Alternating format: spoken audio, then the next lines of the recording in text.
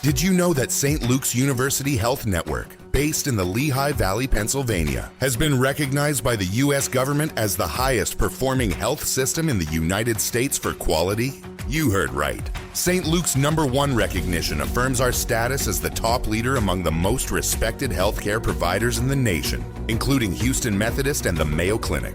To state it simply, if you want to receive the best care when you go to a hospital, come to St. Luke's. The road to the NBA Finals ends here, with star guard setting the tone. The Cavs eye another upset, while the Knicks carry the dreams of all of New York.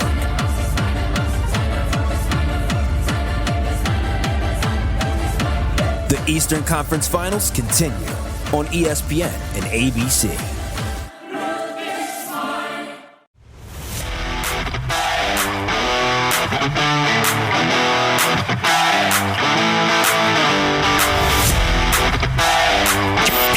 He's at war with woke. Joe Concha thinks liberals are a joke. Joe Concha. This is the Joe Concha Show, weekday edition, sponsored by the Tunnel to Towers Foundation. Here's Joe Concha. Here we go.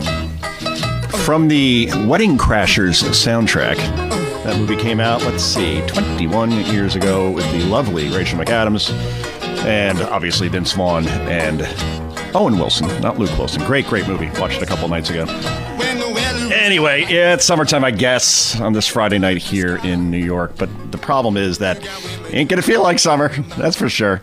I'm already in a sweatshirt right now. Today is the nice day of the weekend, apparently. And then we've talked about this, but the forecast just ain't going to change. Rainy and 50 tomorrow, rainy and 55 on Sunday, cloudy, and a little warmer for your Memorial Day. So, oh well, we'll just have to make the most of it. And sometimes, as Snoop Dogg once said famously, the best plans are no plans. So, read a book, catch up on a movie, enjoy, I guess, the time off regardless.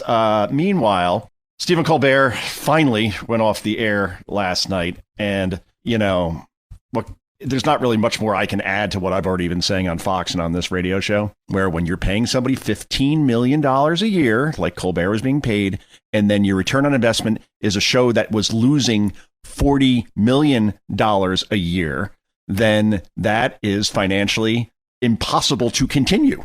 It's that simple. And all the way to the end, Colbert and Jon Stewart and Jimmy Kimmel all said, no, this was actually Donald Trump can't take a joke. So Trump ordered for him to be off the air. I'll say this. Stephen Colbert would not have survived until maybe 2017, 2018 without Trump. Go back and look. When he took over for Letterman, and this was in 2014, the first year of Colbert did poorly. It wasn't good because Trump hadn't announced that he was running for president until June of 2015. And then even that year, Colbert had Trump on, and they're actually very complimentary towards each other because Colbert figured this guy's never going to win. He'll be good for ratings. Fine, I'll play along. And then once Trump won, well, then Colbert's show completely and totally TDS meets PMS. And it was just every night. Same jokes, same monologues, same focus. If Trump doesn't come along, doesn't come down that escalator in June of 2015, the way things were going, Colbert wasn't going to last so much longer. So you should be thanking Trump that he even got to 2026. And, again, there's such a piousness, and he thinks he's on such a high moral plane. Here's cut number 10, talking about what he thought his job was, which I guess wasn't to make you laugh or experience the escapism that we used to have with Carson or Letterman. Oh, no. His job was to feel the news with you or something. Cut number 10, go. I realized pretty soon in this job that our job over here was different. We were here to feel the news with you. And I don't know about you, but I sure have felt it. Oh, yeah. Feel the news with you. You're a coward, Colbert. One Republican on in the last 6 years. One, Liz Cheney, who campaigned with Kamala Harris down the stretch in 2024. So not exactly, Ted Cruz that he would have on for that matter. Only wanted to talk to people that agreed with him. And here's a really great quote also from last night where Colbert, who's one of the most divisive figures of all time on any level, actually called his show, it was a joy machine. Yeah, cut 11, go. This show, I want you to know and you to know, has been a joy for us to do for you. In fact, we call this show the Joy Machine. Oh, the joy machine. Okay, let's hear what that joy machine sounded like, shall we? We've been playing the worst of Colbert all week. This is now part 4 and cut number 12. Yeah, this is what joy and feeling the news was like on this train wreck. Cut number 12, go. Before you leave the house, look in the mirror and stop trying to score political points with your base at the expense of real human beings, you dick. Yeah, joy. All day yesterday, I was walking around proudly wearing my I voted sticker. Today, I wore my I am questioning my fundamental belief in the goodness of humanity sticker. I wish, you wish, so many of us wish this hadn't happened, but that is not for us to decide. This is a democracy. That's democracy with a capital duh. And in this democracy, the majority has spoken, and they said they don't care that much about democracy. Yeah, it's hilarious. I'm falling off my chair. I think I broke 2 ribs from laughing that much. And that last part, he was complaining about Trump winning and then going after all the people that voted for him. Well, you just don't care about democracy. Oh, what democracy are we talking about, Stephen? A democracy that installed Kamala Harris as the Democratic nominee without one vote from the public? That democracy? A democracy where Democrats literally tried to jail Donald Trump, took him off state ballots? That kind of democracy? I mean, this was just an absolute... It was insufferable. It's the only way I could put it. And again, Stephen Colbert, you're worth tens of millions of dollars. Why don't you rent a studio, hire back all those 200 people that worked for you, and then just launch a show on YouTube? Start a channel. Oh, right. Then you would be losing $40 million out of your own pocket, and that's simply not going to happen now, is it? So anyway, 6.9 million people tuned in to the finale. Just to put that in perspective, 57 million tuned into Johnny Carson's final show in the early 90s on NBC. So only missed by about 50 mil. And don't tell me about, cord cutting. 6.9 million, given all the hype that went into this, that ain't a good number when you look at it relatively with past finales of late night hosts. That's certainly for sure. Boy, where else can we go with this? I think I'm done talking about Mr. Colbert, except let's do one more. Why not? These are the type of questions that Stephen would ask. Here's where he had the compromised Dr. Anthony Fauci on and actually asking, hey, maybe you're thinking about running for something in this country, and boy, you'd be great. Cut number 3, go. Nice to see you again, Doctor. Good to be with you, Stephen. Always a pleasure. Always a pleasure to have you on. I gotta say, you are a spry 83 years old. Have you thought about running for president? No interest whatsoever. Oh God. Then he had a beer with Kamala. Had, let's see, wine with Hillary after she lost. He cried after Trump won in 2016. He cried after Biden won, tears of joy in 2020. Then obviously you saw his reaction to the 2024 win. Meanwhile, Donald Trump is enjoying this, and why not? Quoting the president on True Social, Stephen Colbert's firing from CBS was the beginning of the end for untalented, nasty, highly overpaid, not funny, and very poorly rated late-night television hosts. Others of even less talent to soon follow. May they all rest in peace. Yeah, well, there you go. Kimmel, I guess, just re-signed with ABC not too long ago. I would think that some of the Colbert audience will probably go there, but he's still going to finish a very distant second to Greg Gutfeld, who owns the late night race like easily. And as I've said 1,000 times, does not have remotely 200 staffers on the Greg Gutfeld show. Gutfeld is probably more like 10, 12, 14. I don't have the exact number lately, but it ain't much. And still he beats Colbert by 1 million and Kimmel even more. So now let's move on. Okay, we are done. And I think that Stephen Miller is just awesome in interviews. I mean, this guy is smart as a whip, unapologetic. I saw him at the White House last year at the Easter egg roll. I said, Stephen, you got to stop being so shy. You got to really, really just put it all out there. He found that funny because that's all he does during his appearances. I really would love, I don't have guests on this show very often, but I would love to get Stephen Miller on here. Here he is revealing how the Trump Justice Department, Trump DHS, all they want to do is get dead people off voter rolls and anybody who may be in the country illegally off voter rolls. That's a pretty fair thing, right? And he reveals that while red states cooperated with the Trump administration. Blue states, not so much. Cut number 2, go. At the beginning of this administration, we asked every state, red and blue, to share with us their voter rolls so that we could scrub it against the DHS file of illegal aliens to remove illegal aliens from their voting rolls. Every blue state refused. California refused. Minnesota refused. New York refused. In fact, they sued us to stop us from removing illegal aliens from the voter rolls, removing non-citizens from the voter rolls. But that's not just the only thing.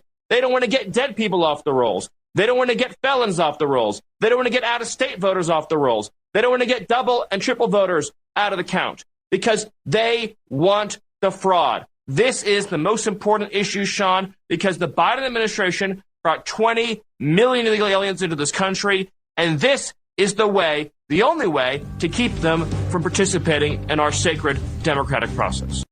And that was Stephen Miller with my colleague Sean Hannity on Fox News. That's the thing. I mean, let's use the C word here, shall we? Cheat. This is the only way I think Democrats can win now at this point, given the way the electorate is now voting with their feet and moving to Florida and moving to Tennessee and Texas and South Carolina, and the population is just getting smaller and smaller in places like New York, Illinois, and obviously California. All that said, I filed a column today for the Washington Examiner. It will go up tomorrow, WashingtonExaminer.com. And I told my wife, I go, boy, I'm learning so much about the way New York is run as opposed to a place like Florida, for example. And I wrote this story based on Jeff Bezos saying that you could double my taxes and that teacher in Queens isn't going to feel it.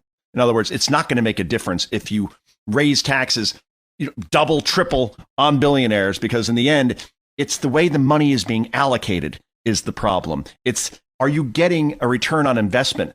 Is there fraud involved? Right. And obviously, there has been for many, many years. So you could keep raising taxes, but if you don't spend it wisely and account for every dollar, well, you're not going to solve the problems you purport to solve. Now, listen to this. OK, we have Florida and New York.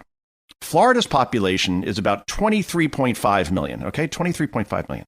In New York, the population is about 20 million. It has shrank over the last decade.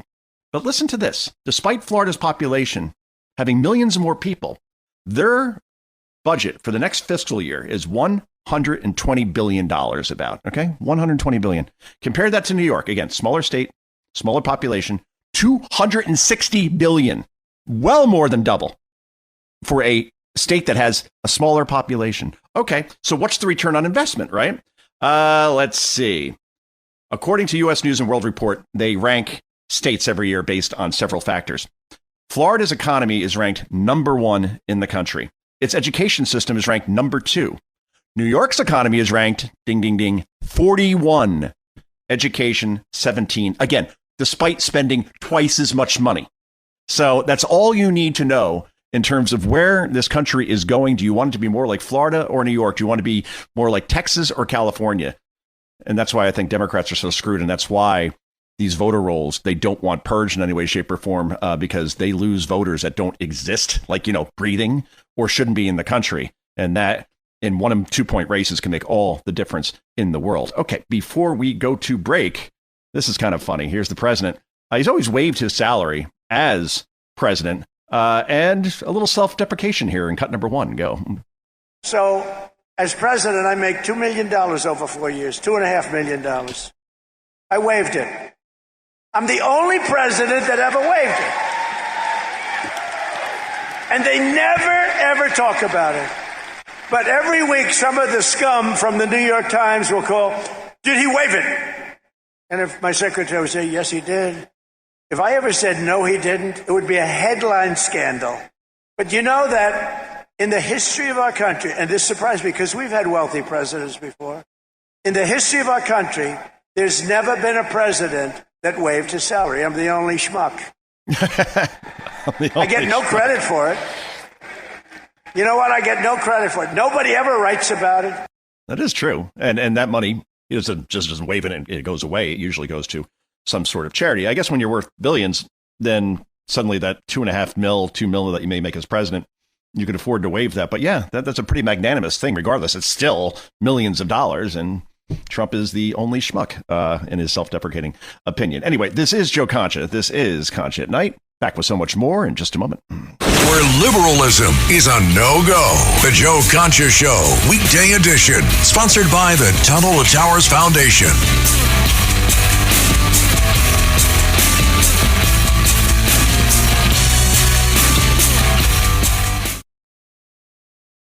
I didn't think the pain from the shingles rash would affect simple, everyday tasks like bathing, getting dressed, or even walking around. I was wrong. Though not everyone at risk will develop it, 99% of people over the age of 50 already have the virus that causes shingles, and it could reactivate at any time. I developed it, and the blistering rash lasted for weeks.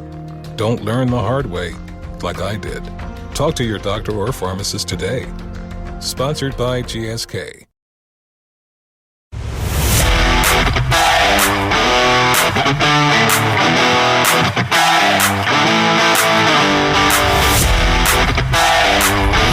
This is the Joe Concha Show, weekday edition. Sponsored by the Tunnel to Towers Foundation. Here's Joe Concha.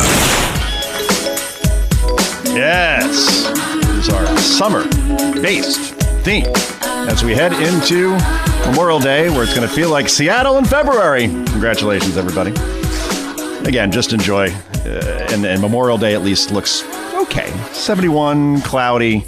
I'll be marching in my Little League rec baseball, it's called here in Wyckoff, New Jersey, parade that morning. It looks like at least it won't rain that day. So always a fun day seeing the flags out and the fire trucks and the hot dogs and all that fun stuff. So hope you will enjoy Memorial Day. And of course, remember all those that have served and died for this great country of ours. Anyway, this is very interesting. It's the only way I can put it. But there's this Democrat, Catherine Clark, okay, Congresswoman. And I mean, you want to talk about gaslighting to end all gaslighting? She goes on CNBC and actually has the hubris, the audacity to say that Donald Trump didn't secure the border in his second term. Joe Biden did that. What? Cut number 13, go. Open borders for 4 years didn't help working Americans at all. When illegal immigrants were taking, jobs, and there were a lot of things that happened over the 4 years that working Americans felt totally neglected. And those wages fell. Real wages fell over a 4-year period.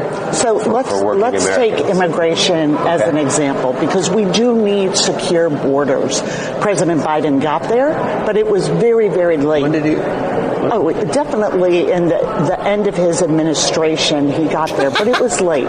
So we fundamentally agree. We need secure borders. Later. You've got to be kidding me. She actually said that. Yeah, Biden closed the door. I mean, he did it kind of late. No, it never got done.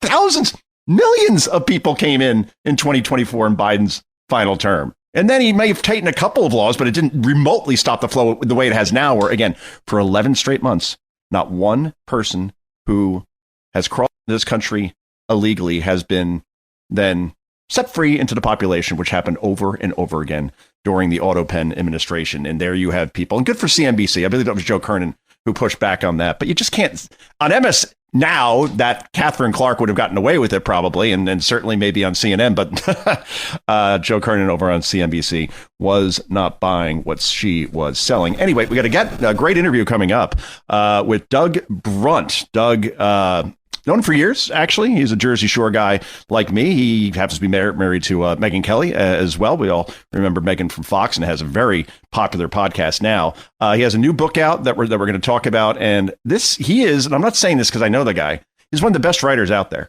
He really is. I've now read 3 of his books, and they are all edge of your seat kind of stuff and factual, because they're actually biographies about people. In this case, a man named Diesel. Yes, Diesel is not just fuel. It's named after a person, but we'll talk about that with Doug coming up in just a moment. Please do stick around.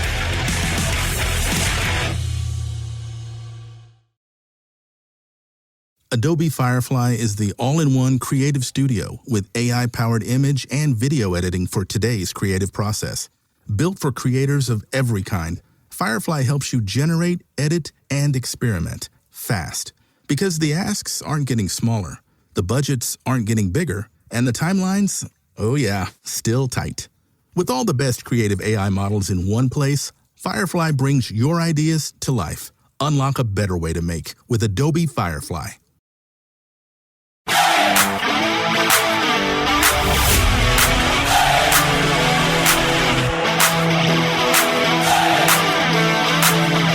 It's the Joe Concha Show, weekday edition. Joe Concha. Sponsored by the Tunnel to Towers Foundation. Here's Joe Concha. All right, let's bring in our first VIP guest. He is Doug Brunt, New York Times bestselling author, and almost more importantly, a former Jersey Shore bartender, which, trust me, might be the most difficult job on the planet given the overserved clientele, very demanding. Doug, how are you? Congrats on the new book. Thank you, Joe. It's great to be with you. It is a tough job, but in my day, it was basically popping bottles of beer and pouring Jaeger shots, which was not too tough.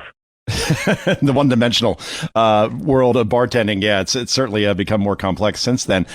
Your book is obviously available for pre-order, launches in the spring and May, I believe. The Lost Empire of Emmanuel Nobel. I'm sensing a pattern here, Doug, because your last book, which I thoroughly enjoyed and got a nice education in the process, it was about a person few people knew about, and that was Rudolf Diesel. And Diesel, of course, he invented the diesel engine, and that knowledge was crucial to building submarines before World War I and other types of equipment, something that the British and the Germans, as you point out and talk about in your book, had a very keen interest in. And then Rudolf Diesel just disappeared into thin air right before the war began. And you don't know, was it a murder? Was it a suicide? Was it an accident? Either way, Rudolf Diesel's it was an internal combustible engine, I believe. It was a threat to John J. Rockefeller, who owned Standard Oil, Kaiser Wilhelm, obviously Germany, two powerful men. Now we have the Lost Empire of Emmanuel Nobel. And when people think of Nobel, they think of the Nobel Peace Prize as in Alfred Nobel. But we don't know very much about Emmanuel Nobel, however, who I believe was related to Alfred in terms of being a nephew. So like Rudolf Diesel, okay, good. Oil and the power that comes with it is at the center of Emmanuel Nobel. What attracted you to his story? As you point out, it's very similar to the Rudolf Diesel story in the sense that it's this incredibly underappreciated, really business titan at the turn of the century who nobody really knows about for reasons that are explained in the book, as they were in the Diesel book. Nobel was the most important person in Tsarist Russia leading up to World War I, and I discovered him through the Diesel book. The way the diesel engine worked, he did these licenses by national territory. And the person who took the exclusive diesel license for Russia was Emmanuel Nobel, who was far more powerful and influential even than his uncle Alfred. But the book, it all leads to this collision with Stalin and Lenin and the Bolsheviks, who completely rewrote the history of Tsarist Russia and claimed credit for everything that Emmanuel did, which is really why no one knows the name, even though he did this extraordinary amount that impacts everything in the world, even to this day. It is amazing that, we had a situation, as you mentioned and talk about it extensively in the book, where Rudolf Diesel and Emmanuel Nobel actually worked together. In other words, maybe that's, how you came upon Emmanuel Nobel in terms of signing agreements with each other. I believe that he saw him speak at a lecture and then said, oh, boy, this guy's pretty interesting. So there's the connection there for certain. And we're talking to Doug Brunt. As far as the theme that I'm sensing, usually things come in threes, right? In other words, if we had Rudolf Diesel and we have Emmanuel Nobel, then there's probably a third person that completes the triad. Am I warm on this one? You're red hot, actually, Joe. As always. Okay. I am deep in research on a third book that will complete what I'm calling a turn of the century trilogy. And but Emmanuel Nobel really is at the hub of it. In Tsarist Russia, as you mentioned, it's sort of like a footnote of the Diesel book led me into the second book, which then leads into a third. But Nobel had the two most powerful enterprises in Tsarist Russia. He had both a munitions and armaments factory building bombs and guns for the Tsar. And he also pioneered the Russian petroleum industry, which by 1900 became even larger than Standard Oil. He was pumping more oil out of the Caucasus in southern Russia than even Rockefeller was out of America. Oh, wow. And so he became crucial to the Tsar's economy and the economy of the Russian Empire. And of course, once Stalin and Lenin took over in the Russian Revolution, everyone around the world needed Nobel's oil. And it became this crazy period of time during the Russian Revolution around 1920, where Nobel was right at the center of it all. And we're talking to Doug Brunt. He is the author of The Lost Empire of Emmanuel Nobel. And by the way, we keep mentioning the Rudolf Diesel book. That is called The Mysterious Case of Rudolf Diesel, Genius, Power, and Deception on the Eve of World War I. That was a #1 bestseller, New York Times, as far as World War I biographies are concerned, and a bestseller overall. That book was something that I heard you ran out of copies and they had to order more because there was such a demand for it. So pre-ordering your book now is probably important. That would be amazing. Make sure it shows up on the doorstep right away. With a Diesel book, there was a huge demand in the first 2 weeks. And then, of course, they can print a little faster these days, but it still was like weeks before the printing caught up with it. It's the same problem Charlie Kirk had, I think, with some books. There, it was like months before you could get one of those until the printers catch up. But yeah, pre-ordering is great. It ensures that it gets to you on pub day. Indeed. And we learn a lot about in this book also about Joseph Stalin, who, when people, I don't want to go into political weeds here, but whenever we see the Trump comparison, it's always to Hitler, right? As far as like find the worst person possible and then compare Trump to that person. Stalin killed tens of millions of his own people, 50 million. And you mentioned the Bolshevik Revolution of 1917. Here you had Emmanuel Nobel, as you write about in the book, who had, the largest oil company in the world. And then suddenly this revolution happens. And then Stalin sees Nobel as this capitalistic menace, right? As somebody who, boy, we can't have somebody like this operating in our territory, and then seized everything. So what happened to Nobel from there, if you don't want to give too much away from the book? Well, Nobel's in hiding in southern Russia in this resort town just north of the Black Sea, which is buffered a little bit by the white armies that were opposing the red armies of the Bolsheviks. And the Bolsheviks took over Baku. All of Nobel's oil fields and refineries were on the Caspian Sea in Baku, which is present-day Azerbaijan. Yeah. And they took control of all the oil assets, but then they didn't know how to pump the oil out of the ground and refine it in the way that Nobel and all his executive team were doing. So they summoned him. They summoned Comrade Nobel to come to Moscow to meet with the Soviet and help them to essentially get the oil back online.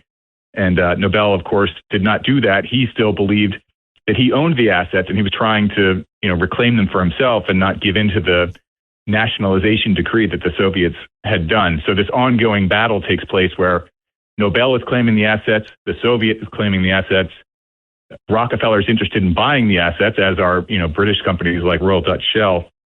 And so the end of the book has this whole cascade of events of what's going to happen to the Russian oil. Which is, still, a major source of world supply to this day. And, to your point about drawing parallels to today, they're really trying to draw parallels to the Trump administration and modern day America is a bit of a stretch. It's not like Stalin was uniquely bad. I mean, we do have Chairman Mao and Hitler, but he was pretty bad. As you say, he did kill tens of millions. He forced the starvation in Ukraine of about 8 or 10 million people. He had the purges where he killed almost 2 million political enemies. So that is not really a parallel that you can make to today. But what is interesting is getting an understanding of the history of Russia and the Russian people and the rulers who have led them. The Russian people viewed the Tsar not only as an autocrat and a monarch, but as someone who was anointed by God. He was almost like a demigod to the people. And the czars, they would take this alternating approach of, what one czar, there's a fun line in there where one czar is sort of tutoring his son and saying, this is how it has to be in Russia. Napoleon would say in Europe, you can rule as either the lamb or the lion, but in Russia, you can be only the lion. And it's really, the history there, it sort of makes you realize how these leaders in Russia like Putin operate and how the people in Russia respond to leaders like that.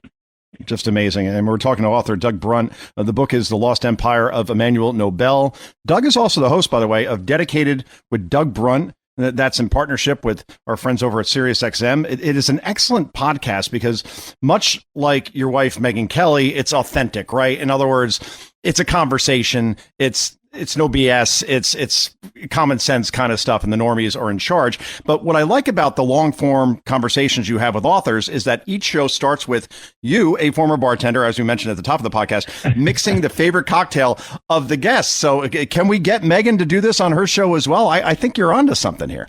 That would be a nice thing. I usually make the drinks around the household, and I have evolved from just pouring shots of Jaeger. I can, make a nice Manhattan and Negroni, that sort of thing. But it is a really fun show. I have on top writers, some writers I really admire. And James Patterson. I heard that podcast. That was excellent. James Patterson was on, Eric Larson, David Gran, Amor Tolles, Jennifer Egan, some really terrific writers. And each show starts with me making the favorite cocktail of the guest. And then we just settle in for a good 45 minutes to an hour and talk about how they started writing, their writing process, fun stuff. My son just wrote a great story for his fourth grade paper, and he has Shirley Temple. So if you can handle that, we'll get him on your show, certainly. We'll end it here, Doug. Just on a personal level, you weren't always a writer.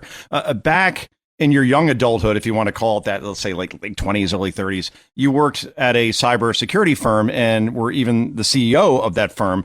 What gave you the writing bug? Because that's a pretty big jump. Cybersecurity to writing best-selling books. It's not easy. It's especially not easy to get on the New York Times bestseller list. I finally did for my last book, but boy, that's going from one career to another that are completely different animals. It was a big leap, which I have loved and never looked back. The reason I made the switch, I never really did any formal writing training, either for fiction or nonfiction. But I have always loved reading, both fiction and nonfiction, especially narrative histories. Books like Eric Larson's books I've always loved, especially. But I was reading The Gold Coast by Nelson DeMille. You may know, he passed away a few years ago, but he's a terrific guy. Oh, yeah. And The Gold Coast is a terrific book of his. And when I finished reading it, I thought to myself, I want to make people feel the way this book made me feel. And I had this weird idea for a novel. Long story short, I did write it. I found an agent through some friends and got that published and have been writing ever since. My first three books were all fiction. They were novels. The Mysterious Case of Rudolph Diesel is nonfiction. It's a narrative history. And The Lost Empire of Emmanuel Nobel is another narrative history. You got the bug now. I mean, you're going to go on to 20 books, 25 books. Once you start and you get a routine, that's what I learned best is that you go to somewhere different, right? I sometimes go to the library and I'm the only guy there with like a laptop up with headphones on and I could just bang it out there. If I do it at home, it's different. I don't know. There's distractions. There's food in the fridge. There's like 100 things I could kind of steer you the wrong way. But yeah, library is good. And always like an ocean view is good because for whatever reason, those waves get the brains going, certainly for sure. But anyway, Doug, they're telling me we're out of time. But again, the book is awesome. You have to read it. It's The Lost Empire of Emmanuel Nobel. Pre-order it now. Doug, thanks so much for joining us. We really appreciate it. Thank you, Joe. All right, man. Have a good one. This is Joe Concha. This is Concha at Night. Back with so much more in just a moment. This is the Joe Concha Show, weekday edition. Joe Concha. Sponsored by the Tunnel to Towers Foundation.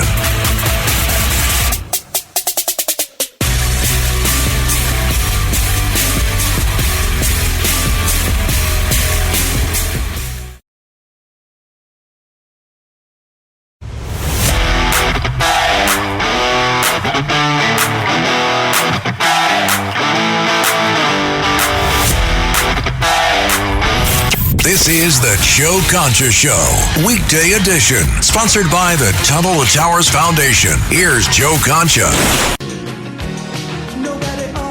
Oh, here we go. Nobody on the beach. That'll be true on Saturday and Sunday.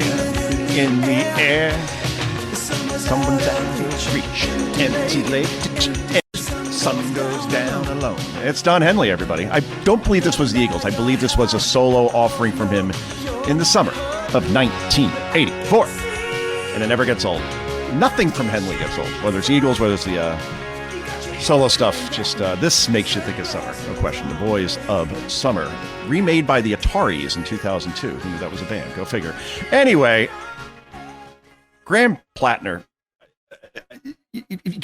Again, I'm choking on my own rage here. Time Magazine is now making this person into an iconic figure. Graham Plattner running for Senate in Maine. Listen to this. Even in this anti-establishment political moment, Graham Plattner's rise has been remarkable. His candidacy is forcing the party to come to terms with what it's willing to risk in exchange for a fighter. And then it's a picture of Plattner. And then the title is Party Crasher, The Rise of Democrat Graham Plattner. Yeah. Look, guys, you realize right? And they mentioned this in the story, but they completely sugarcoat it as like, well, this was in his past, and we really, people evolve. Plattner has faced several controversies, including revelations he had a tattoo widely recognized as a Nazi symbol. Again, that should be the deal breaker. Like, the end, non-starter, this person can't possibly represent anyone in the U.S. Senate. It's not like he got it and he was drunk and then like the next day said, whoops, and then got it removed. Had it for 17 years. Knew exactly what it was. In newly surfaced deleted posts, according to FoxNews.com, attributed to Plattner's previous Reddit account, he also allegedly made vulgar sexual comments, including that women need to take accountability when they get raped. In other words, they're kind of asking for it. So, they really should not wear that skirt so short, I guess. Described himself as a communist and a socialist, and mocked a Purple Heart U.S. soldier that was nearly killed in combat. I mean, how? How is this person leading in the polls? You can't even make this up. So Elizabeth Pipko, she's a former Trump campaign spokesperson. I've spoken to her on several occasions. Here's what she wrote on X. So Donald Trump was Hitler and all of us Nazis for a rally at Madison Square Garden. But the far left candidate with a Nazi tattoo is celebrated. Then she adds, you don't hate the media enough. Oh, boy. No truer words have ever been spoken. And again, I mean, Time magazine, I guess, when you name Adolf Hitler Man of the Year in 1938, I guess celebrating a guy like Plattner should be expected. Meanwhile, you got to hear this because it really is, you're going to be dumber for having heard it. I'm sorry about this, but Sonny Hostin over on The View making the argument that the Black Lives Matter riots in the summer of love of 2020, they really didn't do too much damage, and you cannot remotely compare the billions of dollars as a result of the BLM riots that literally had police stations burned down, many people killed. You can't compare the BLM riots, which were mostly peaceful, to what happened on January 6th. Here's Sonny on The View, cut number 4, go. I just think we need to make it clear that there can be no comparison between the Black Lives Matter movement and what we saw on January 6th. I just want to make that clear. And that's not the suggestion. Yeah, I know that wasn't your suggestion, but, Oh, seriously. You understand that the BLM riots cost many cities across the country, when you add it up in aggregate, more than $5 billion. Many minority-owned businesses. And that's an applause line. Who goes to that show? I've never met one, just like I've never been polled in my life, like ever been called. I've never met one person who actually says, I went to The View today. I don't know a lot of wine moms, I guess, but that's got to be the only way to go. Anyway, Tucker Carlson now believes that Thomas Massie, who lost by 10 points in Kentucky 4, he got primaried because he opposed Trump on every major agenda item, excluding the big, beautiful bill, and voted against, funding for the Iron Dome, among many other things, border security. Tucker now believes that, the election was actually stolen from Thomas Massie, but darn it, just can't seem to find any evidence to back that up. Cut number 5, go. So how'd this guy win? Well, he won on mail-in ballots. And we'll sort of leave it to online sleuths to determine whether that's legitimate or not. Who knows? Because if you're willing to pour tens of millions of dollars into a Republican primary in the 4th District of Kentucky, you're probably willing to do whatever it takes. And maybe they did. We don't know that. Oh, all right. So the former Navy SEAL guy, Galrain, who's also an Army Ranger, also a farmer, ran a good campaign, won by 10 points over an incumbent, which almost never happens. The mail-in ballots created that margin of victory. And I guess you could have a podcast like this, I guess, and just say whatever you want, and there's no accountability whatsoever. If you're going to make an allegation like that, you better have something to back it up. And in this case, Tucker does not. Again, I don't know what happened to him. I really don't. It's a shame. Before we go, Candace Owens and Hunter Biden got together. Yeah, really, for Candace's ridiculous podcast. And they're both agreeing that Trump actually didn't survive all those assassination attempts, and basically say that the whole thing was staged. All, 3 or 4 of them. This is cut number 6, go.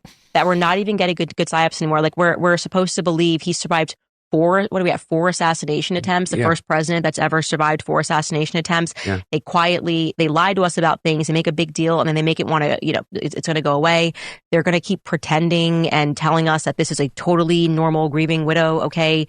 No one's buying that. Something's just not right here. Everyone can see that. This is not how you would react. Candace Owens is insane. There's no other way to put it. They lied about the assassination attempts. What can you give us an example of what they lied about exactly? Was Trump not shot in the air in Butler? Was a gunman not waiting by the 6th hole at Trump International down in West Palm? Or no, that didn't happen either? Or was he like a paid actor? Or a gunman didn't storm the White House Correspondents' Dinner? I believe that's on video. Oh, and Erica Kirk is not mourning the loss of her husband and the father of her children who are very, very young. Again, these podcasts, I'm sorry, there got to be some guardrails. I'm not saying you have to squelch free speech, but the things these people say and that people actually tune in for this crap is just utterly disconcerting. Anyway, we're back on Sunday, everybody, for the Joe Concha Tunnel Towers Foundation Show. That's 11 a.m. Eastern Time on WABC and on stations around the country. Until then, have a happy Memorial Day weekend, or at least until I see you Sunday. And 2 more words for you. Bye-bye.